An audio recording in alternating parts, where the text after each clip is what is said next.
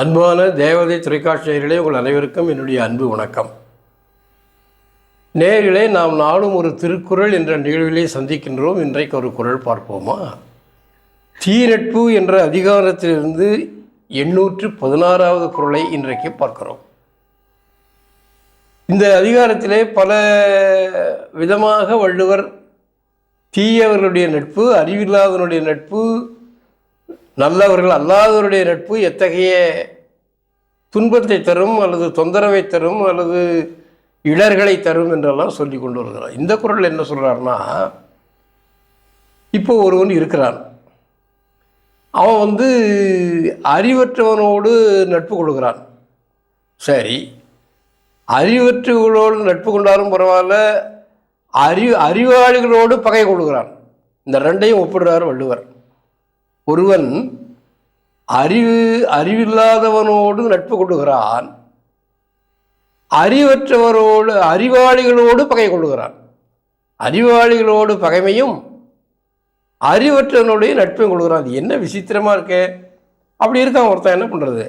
அதை வள்ளுவர் சொல்கிறார், அறிவில்லாதவனுடைய மிக நெருங்கிய நட்பை விட அறிவுடையவர்களுடைய பகைமை கோடி நன்மை தரும்ன்றார். எதுங்க பகைமை எப்படிங்க நன்மை தரும்? அறிவாளிகள் நம்மை பகைத்தாலும் அவர்கள் நமக்கு ஒரு கேடும் செய்ய மாட்டாங்க. ஏன்னா அறிவாளிகள் நல்லவர்கள். அவர்களை போய் நீ பகைச்சிக்கிட்டாலும் உனக்கு எந்த கெடுதலும் செய்ய மாட்டார்கள். ஆனால் அறிவுடையவர்கள் நட்பு கொண்டிருந்தால், அவன் நட்பே கொண்டிருந்தாலும் உனக்கு துன்பத்தையே கொடுப்பான், அவன் என்ன வேணாலும் செய்வான். ஏன்னா அவனுக்கு அறிவு கிடையாது. அதான் வள்ளுவர் சொல்கிறாரு, பேதை பெருங்கெழீ. பேதைன்னா அறிவற்றவன், பெருங்கெழீ என்றால் மிக பொருந்திய நட்பு. கெழீ என்பது இங்கே ஒரு கெழிய அப்படின்னு வந்தால் மிகுதியை உணர்த்துவதற்காக இந்த அளவடை வந்திருக்கிறது. ஒரு எழுத்து மிச்சமாக வந்திருக்குது.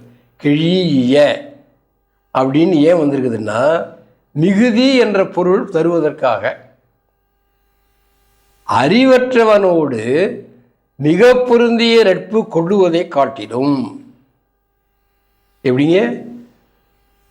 பேதை பெருங்கெழிய நட்பின். பேதைன்னா அறிவற்றவன், கெழி என்றால் மிக பொருந்திய நட்பு, மிக மிக பொருந்திய நட்பு. நட்பின் அந்த நட்பை காட்டிலும், கெழிய மிக பொருந்திய நட்பின் நட்பை காட்டிலும்.